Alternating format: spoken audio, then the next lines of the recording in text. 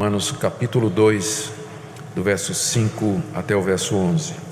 Mas segundo a tua dureza e coração impenitente, acumulas contra ti mesmo ira para o dia da ira e da revelação do justo juízo de Deus, que retribuirá a cada um segundo o seu procedimento.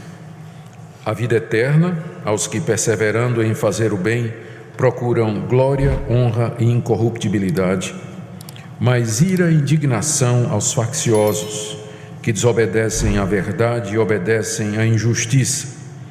Tribulação e angústia virão sobre a alma de qualquer homem que faz o mal, ao judeu primeiro e também ao grego.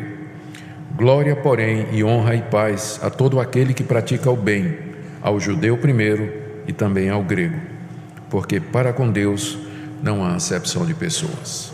Oremos.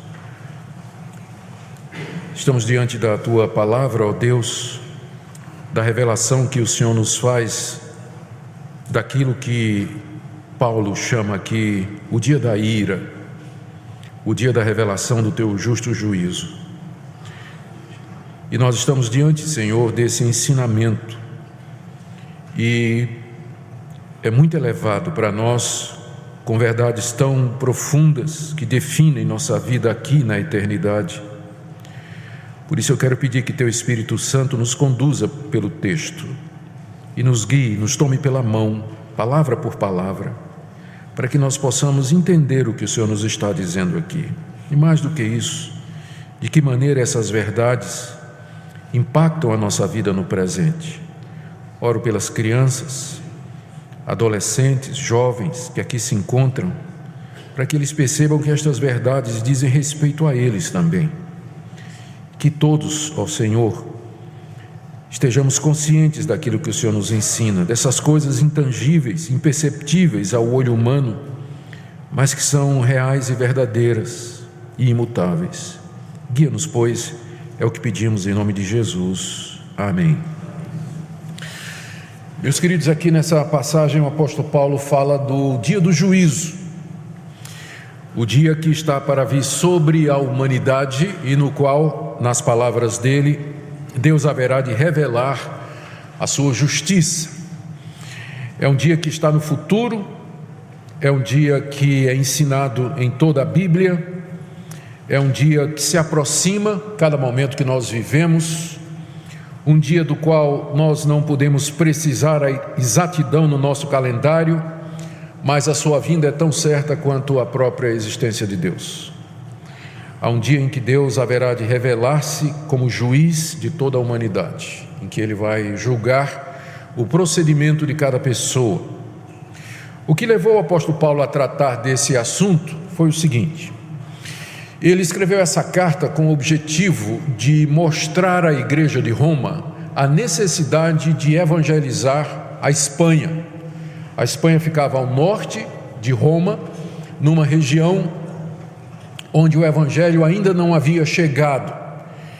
E para alcançar os espanhóis com a mensagem do evangelho, o apóstolo Paulo precisava do suporte de uma igreja que o enviasse, orasse por ele, ajudasse financeiramente, mandasse pessoas com ele, uma equipe.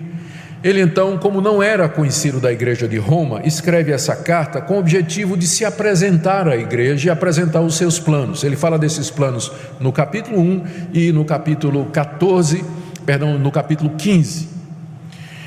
E como ele não era conhecido da igreja, aqui nessa carta ele apresenta a mensagem que ele quer pregar na Espanha, o evangelho que ele prega. Então, nos primeiros 3 capítulos, ele fala da perdição de toda a raça humana.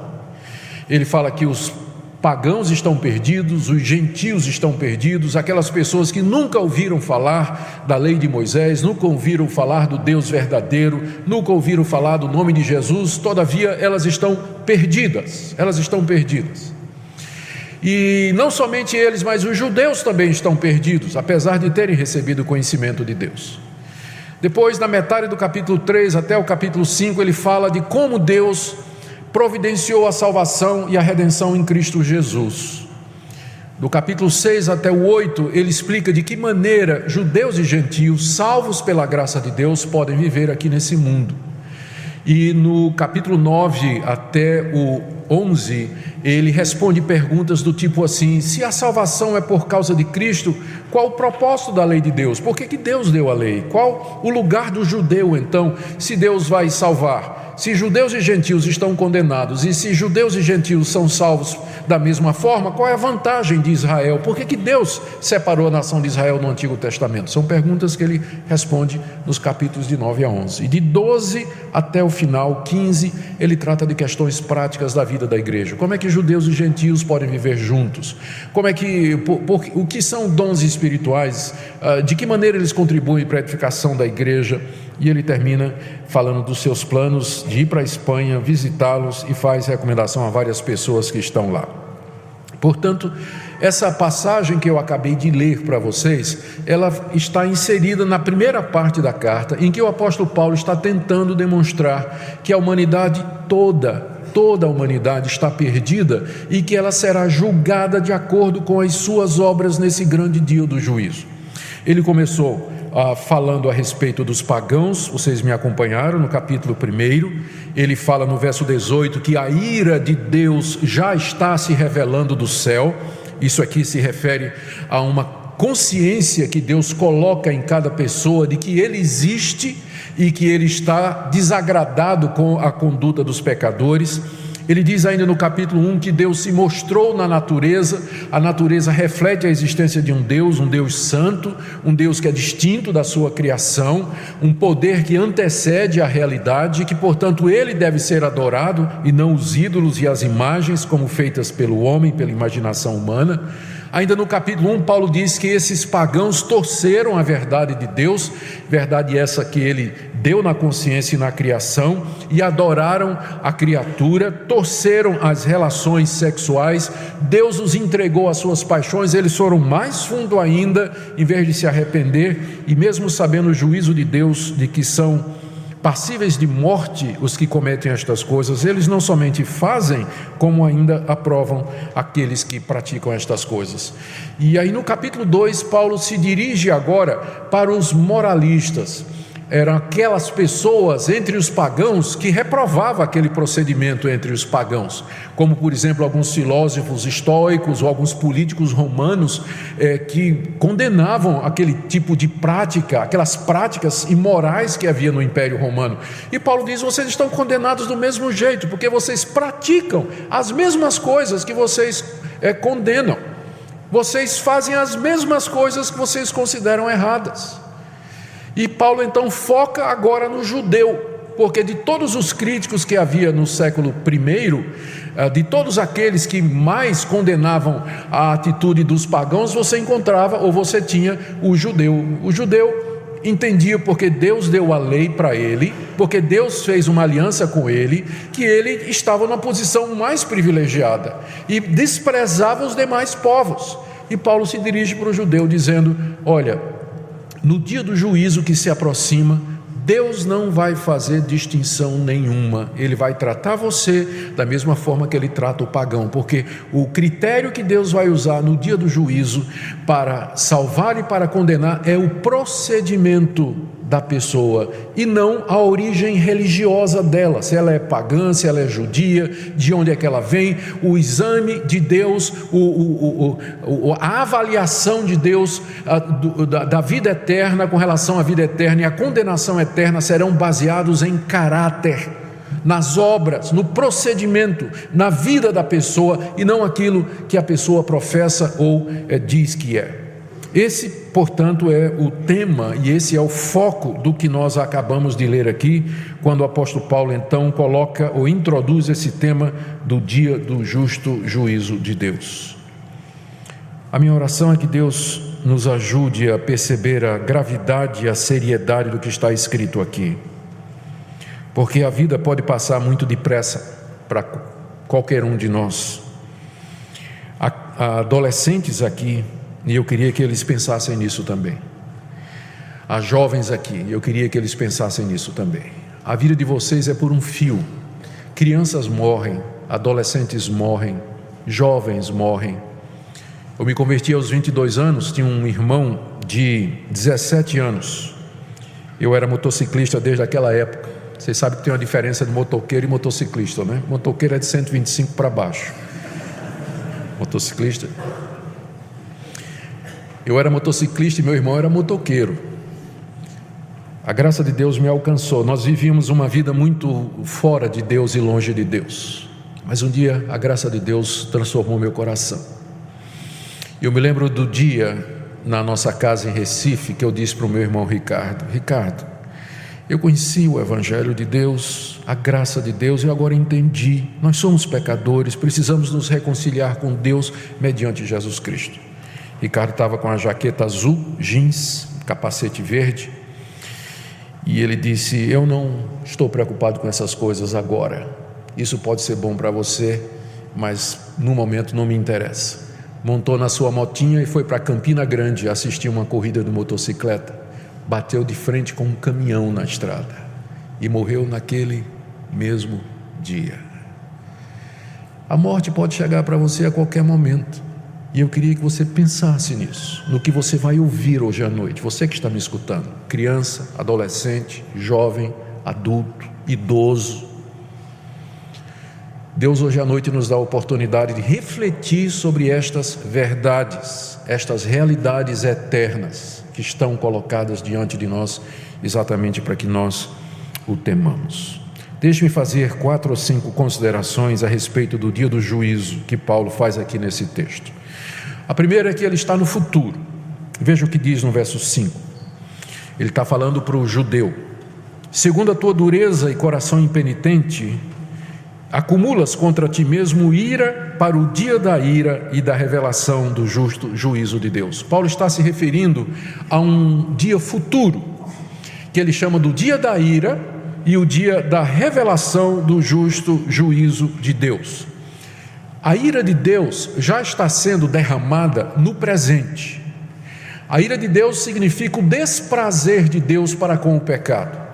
O nosso Deus é santo, Ele é justo, é verdadeiro, e Ele não pode contemplar o mal sem que a sua natureza justa e santa se revolte e fique indignada com as criaturas que o afrontam. Então, já aqui e agora, a ira dele está sendo derramada. É o que Paulo diz, capítulo 1, verso 18: a ira de Deus se revela do céu, ou literalmente está sendo revelada do céu. Diariamente a ira de Deus é derramada sobre pecadores.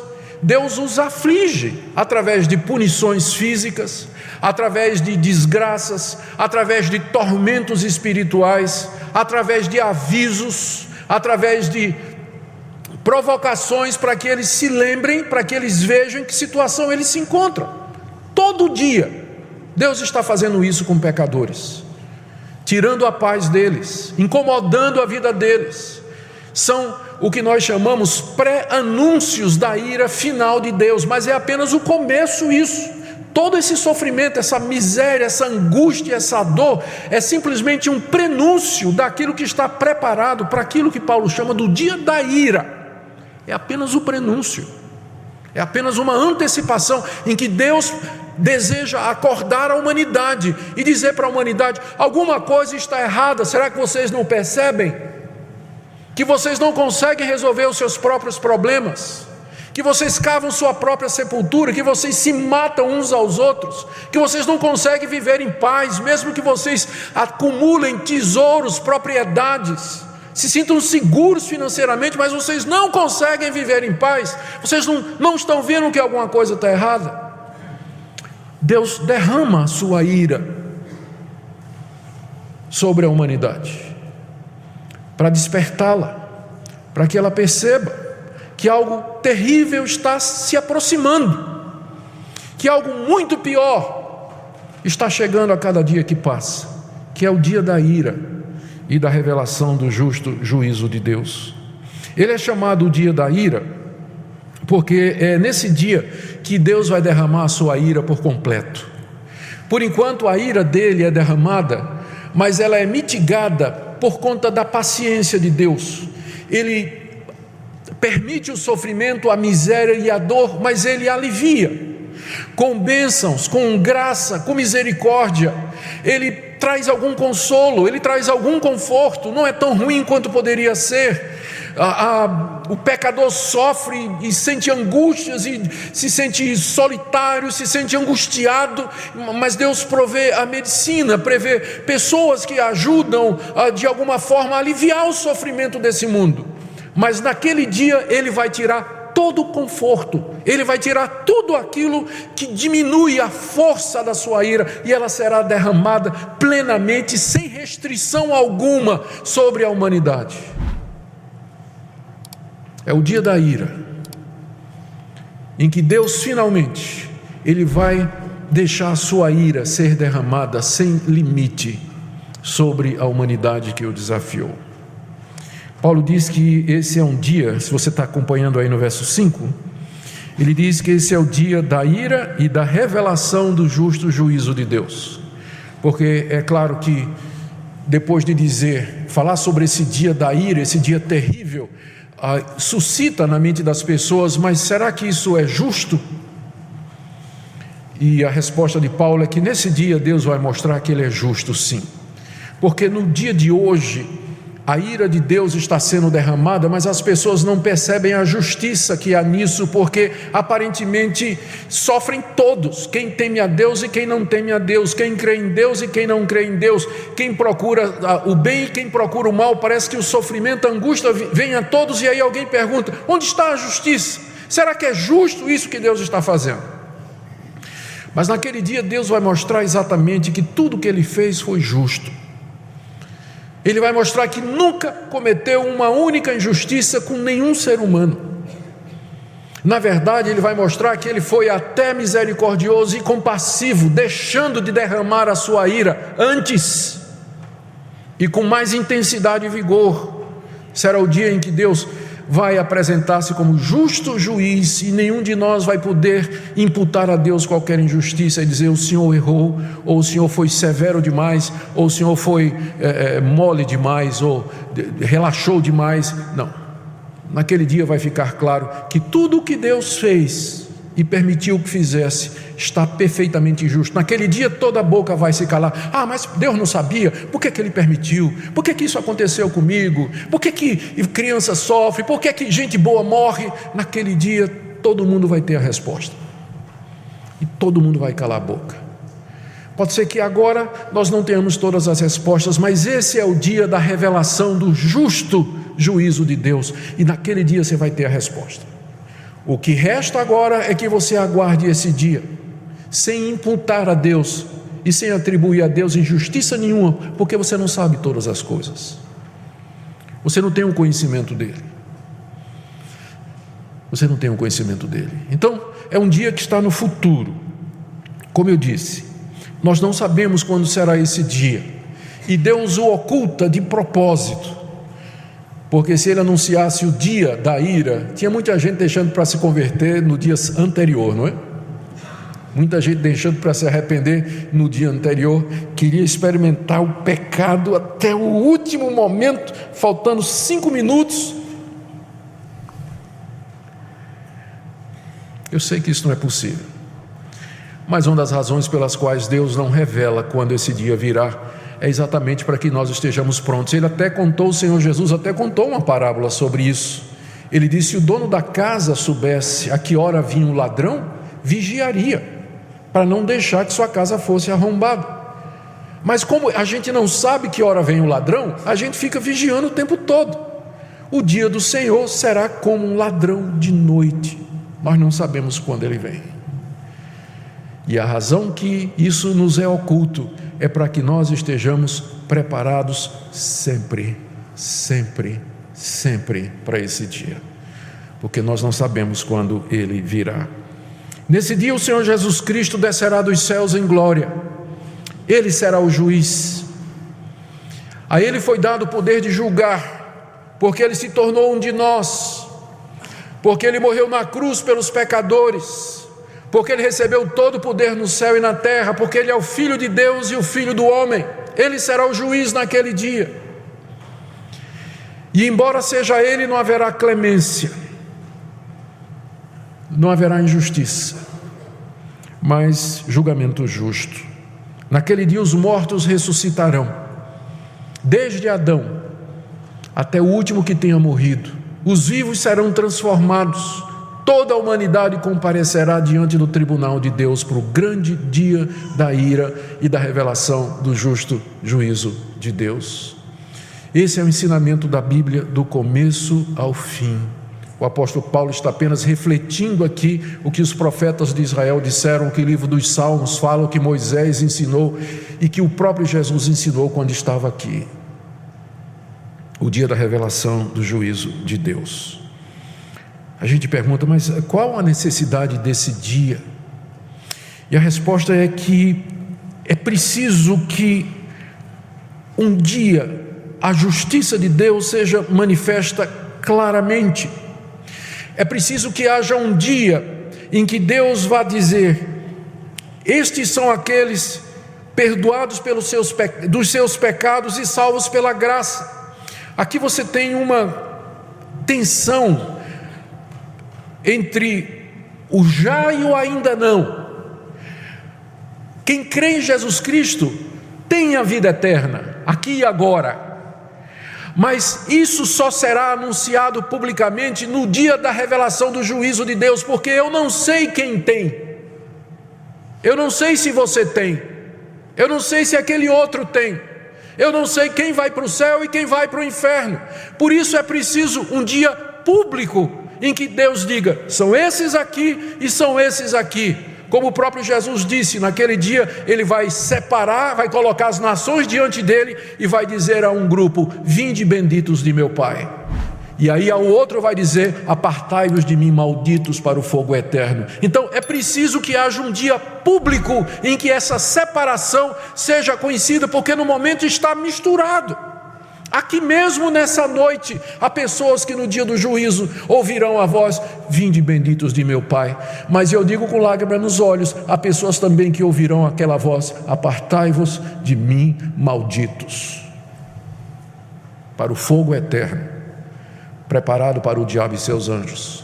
Eu não sei quem são, você também não. Por isso é preciso um dia em que isso seja feito publicamente, que o joio seja separado do trigo, e que fique claro que valeu a pena servir a Deus, e que fique claro quem são aqueles que são de Deus e quem não são. Então é por isso que precisa esse dia. Essa é a primeira coisa. É um dia que se chega, é um dia que se aproxima, é um dia em que o julgamento será público, o veredito de Deus será declarado e a justiça dele será vindicada. E toda boca se calará diante da justiça de Deus. Segunda coisa que nós queremos destacar aqui dessa passagem é o critério pelo qual Deus haverá de julgar os homens mediante Jesus Cristo. O apóstolo Paulo diz no verso 6, no verso 5 ele fala do dia da ira e da revelação do justo juízo de Deus. E no verso 6 ele diz: Deus retribuirá naquele dia a cada um segundo o seu procedimento. Naquele dia, Deus retribuirá a cada um segundo o seu procedimento. Ou seja, aqui nós estamos diante do critério que Deus vai usar para retribuir a alguns uma coisa, retribuir a outro outra coisa. O critério é o que Paulo chama aqui procedimento. Literalmente, na língua grega, o que nós temos aqui é a palavra obras. Ou seja, literalmente está dizendo: Deus retribuirá a cada um segundo as suas obras. Como as obras mencionadas é aquilo que eu sou, aquilo que eu faço, aquilo que eu penso, as minhas escolhas, as minhas decisões, então a nossa tradução traduziu corretamente como procedimento.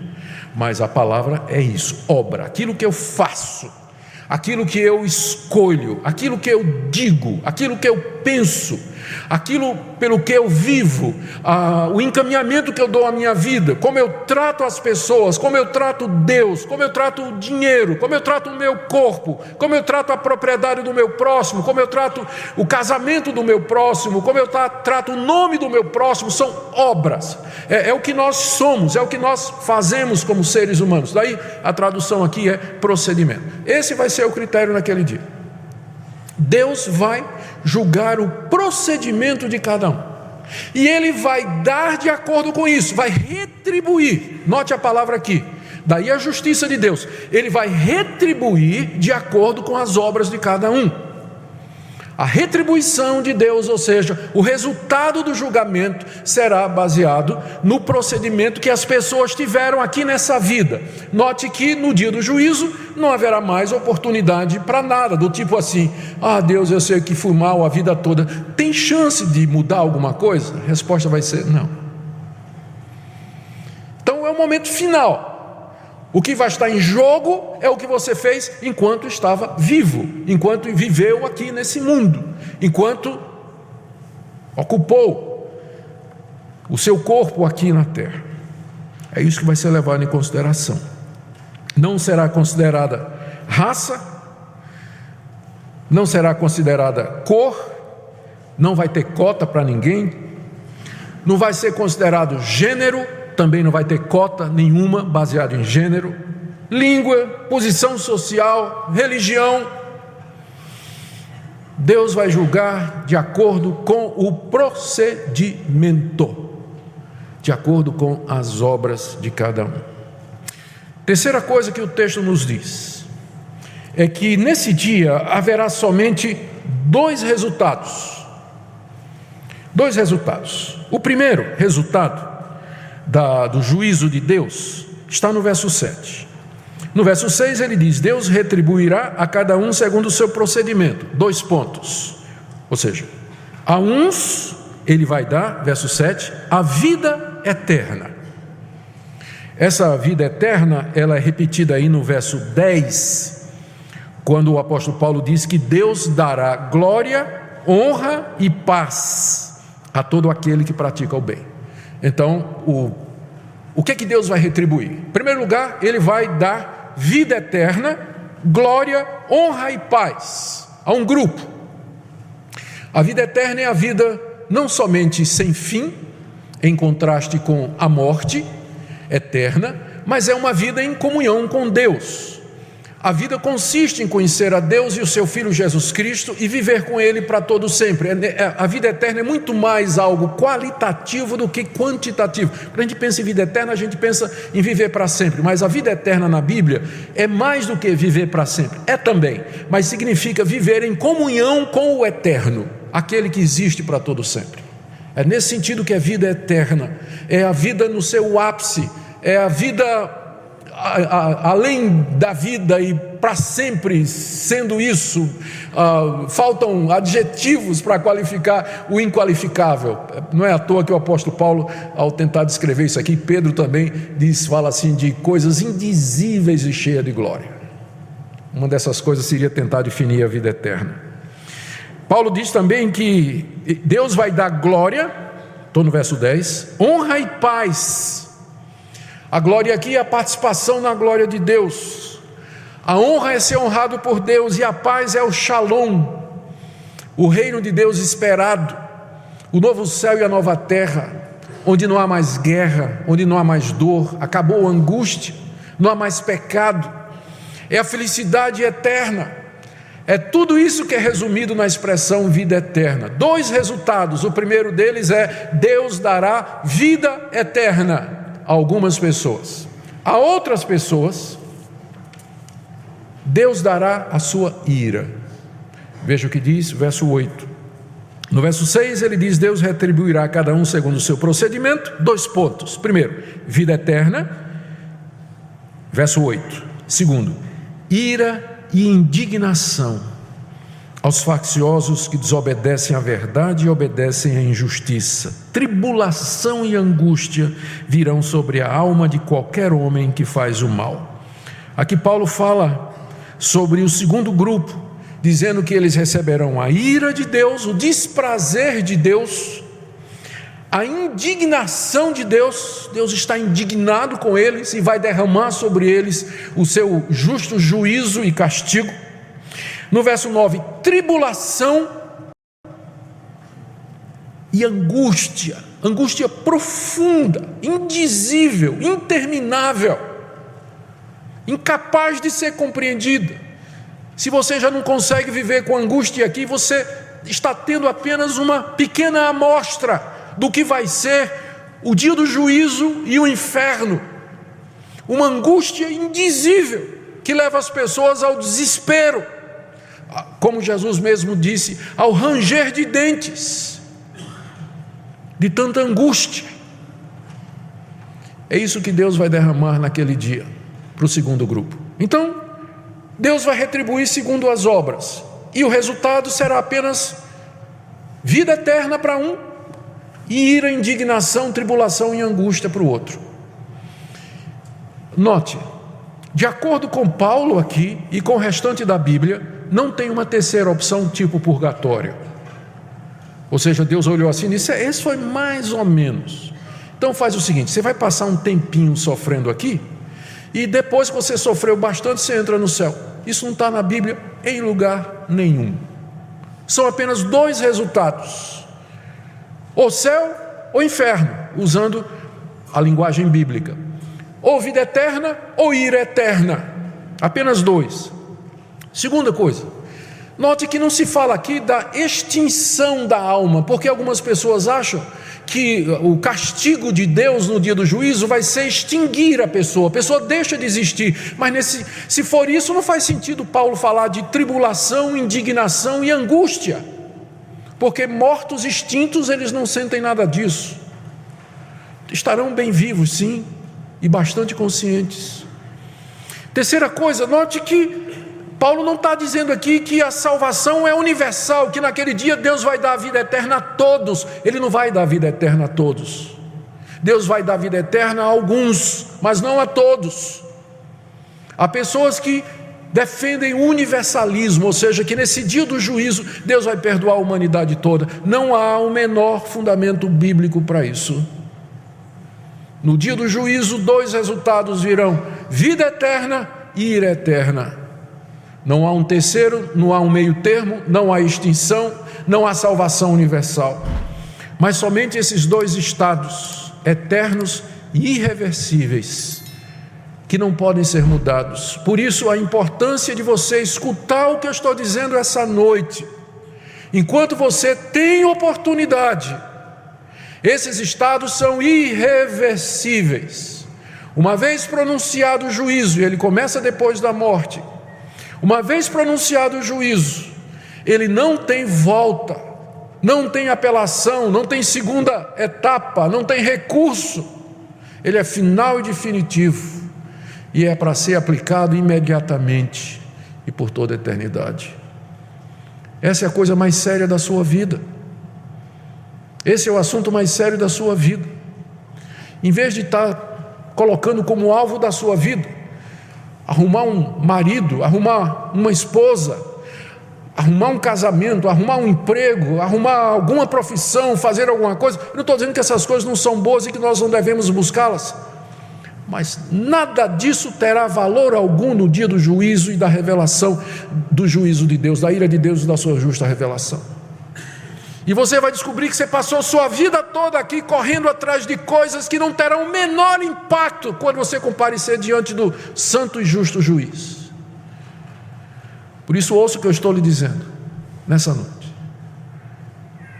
que esse é o assunto mais importante da sua vida. É isso aqui. Não tem nada mais importante do que isso. Deixe-me ir para uma quarta observação. O que é que Deus vai levar em consideração, então, para determinar o estado eterno de uma pessoa? A quem Ele vai dar a vida eterna? E a quem Ele vai dar a ira eterna? O apóstolo Paulo nos diz aqui no verso 7 e no verso 10, que Deus dará a vida eterna aos que perseveraram em fazer o bem, procuraram glória, procuraram honra, procuraram incorruptibilidade e praticaram bem. Então, é isso que Deus vai levar em conta no dia do juízo. Quando Ele analisar as obras, Ele vai dar a vida eterna, na análise final, àqueles que perseveraram em fazer o bem e procuraram glória, honra e incorruptibilidade. E Ele então, indo para o outro lado, Ele dará a ira eterna, estou lendo agora os versos 8 e 9, começando no verso 5, aliás, aos que têm coração duro e impenitente. Verso 8: são facciosos, que significa egoístas, desobedecem à verdade, seguem a injustiça. Então, é isso que Deus vai levar em conta. Naturalmente, a primeira pergunta que se levanta aqui é: mas espera aí, eu sempre ouvi que a salvação é pela fé em Cristo Jesus e não por obras. De fato é. O apóstolo Paulo aqui não está ensinando, e nem poderia, porque ele vai se contradizer no capítulo 3, quando ele vai falar sobre justificação pela fé. Ele não está se contradizendo. O que ele está dizendo é que a fé que salva é a fé que muda. A fé que salva é a fé que leva a pessoa a perseverar em fazer o bem, procurar glória, honra e incorruptibilidade. Ele está apenas analisando o efeito externo da fé. Quem crê em Jesus Cristo como seu Senhor e Salvador, experimentou o poder do Evangelho, ele vai direcionar sua vida para perseverar em fazer o bem, buscar glória, honra e incorrupção, de forma que é possível dizer que naquele dia do juízo, Deus dará a vida eterna a esses. Porque eles são bonzinhos? Nada, são pecadores miseráveis, mas porque eles creram no Senhor Jesus como Senhor e Salvador, e o Evangelho mudou a orientação da vida deles. A fé que salva é essa daqui, é a fé que muda, é a fé que leva você a procurar o bem, a buscar a incorruptibilidade, a imortalidade, a buscar em primeiro lugar o reino de Deus. Paulo está aqui igual a Tiago. Tem gente que quer colocar Paulo contra Tiago, né? Porque Tiago diz que a salvação, a justificação é por obras, e Paulo diz que a justificação é pela fé. Mas Paulo e Tiago estão dizendo a mesma coisa, porque a fé que salva é uma fé que produz obras, é uma fé que muda a vida da pessoa. De que adianta uma pessoa ser religioso, ir para a igreja, abrir a boca para cantar louvores, fazer declaração de fé, profissão de fé, ser batizado, e ele não procura honra, incorruptibilidade, o reino de Deus em primeiro lugar, e persevera em fazer o bem? Aquela fé pode salvá-la? Resposta de Tiago e resposta de Paulo: não, porque não é fé verdadeira. A fé verdadeira muda o coração. Por isso que no dia do juízo, o critério de Deus vai ser esse, porque essas obras revelam o verdadeiro estado do coração. E agora, da mesma forma, os que vão receber a ira são aqueles que perseveraram em fazer o mal, que são egoístas. É isso que a palavra faccioso poderia ser traduzida. A NVI, a Bíblia na linguagem de hoje, já traduz como egoísta, que é uma melhor tradução do grego. A diferença entre os dois grupos é que o primeiro grupo, a vida deles é orientada para Deus, e o segundo grupo, dos facciosos, egoístas, que desobedecem à verdade e seguem a injustiça, é orientado para si mesmos. Eles passaram a vida toda procurando o seu próprio bem, viveram para si mesmos, nunca se preocuparam com as realidades eternas, nunca deram a Deus o primeiro lugar, por isso praticaram iniquidade, viveram iniquidade, e Deus vai retribuir de acordo com isso. É isso que você quer? Não foi isso que você procurou a vida toda? Você vai ter agora eternamente. Que é ira, indignação e angústia, que é o resultado já aqui e agora de quem vive para si mesmo. Quem vive para si mesmo aqui e agora já experimenta angústia e tribulação na sua alma. Mas é só quando a gente vive para Deus que a gente conhece paz, honra, glória e bênção no coração. Então naquele dia, o critério será esse. Lembrando que essas atitudes revelam o que está no coração. Como disse o próprio Senhor Jesus, a boca fala do que está cheio o coração. E ele disse também: você conhece a árvore pelo fruto. No dia do juízo, Deus vai conhecer a árvore pelo fruto. Você é crente? No dia do juízo, Deus vai verificar isso pelo seu comportamento. O que é que nós devemos entender então? Fechando aqui, terminando. Esse é o assunto mais importante da minha vida e da sua. Esse é o assunto mais urgente para as crianças que estão aqui, para os adolescentes, para os jovens, para os adultos, para os idosos. Esse é o assunto mais importante da nossa vida, porque a nossa vida física, biológica, ela não está em nossas mãos. A qualquer instante nós podemos passar, e nós nos veremos imediatamente diante do tribunal de Deus. O tempo da nossa morte até o do tribunal, ele pode ser muito rápido, porque a gente não sabe quando será o dia do juízo, mas já depois da morte já entramos numa pré-expectativa, num pré-sofrimento ou numa pré-glória de gozo e de alegria na presença de Deus, esperando o dia da revelação do seu juízo. Esse é o assunto mais importante da sua vida, e esses destinos, eles vão depender da sua atitude hoje, aqui e agora, hoje à noite. Qual o estado do seu coração diante de Deus? O que você pensa de Jesus Cristo, de Deus, da vida eterna? Os que creem em Cristo, eles são mudados pelo poder do Evangelho. Romanos capítulo 1, verso 16 e 17, acabamos de ler, ou temos estudado, não é? O apóstolo Paulo diz: não me envergonho do Evangelho, porque ele é o quê? O poder de Deus para salvar todo aquele que crê. É um poder que muda o coração do pecador. Eu quero terminar com algumas aplicações aqui. Primeiro, eu queria que nessa noite você examinasse a sua fé. Você crê de todo o coração em Deus? Você crê em Jesus Cristo como Filho de Deus, o Salvador do mundo? Do fundo do seu coração você reconhece que é um pecador, que quebrou a lei de Deus, e que se Deus derramasse a sua ira sobre você, seria justo?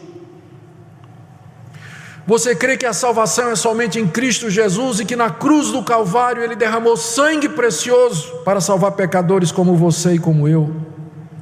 Você crê na vida eterna? Você crê na ressurreição dos mortos?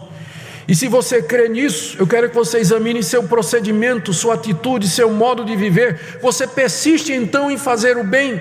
Deus tem o primeiro lugar na sua vida?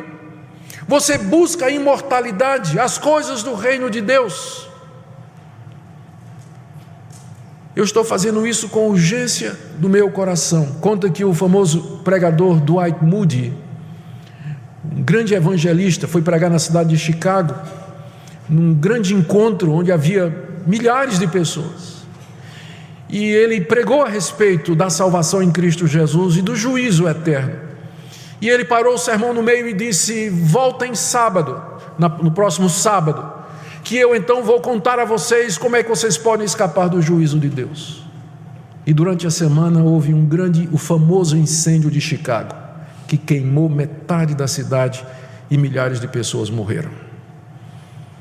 Eu não sei o que vai acontecer com você amanhã, nem comigo.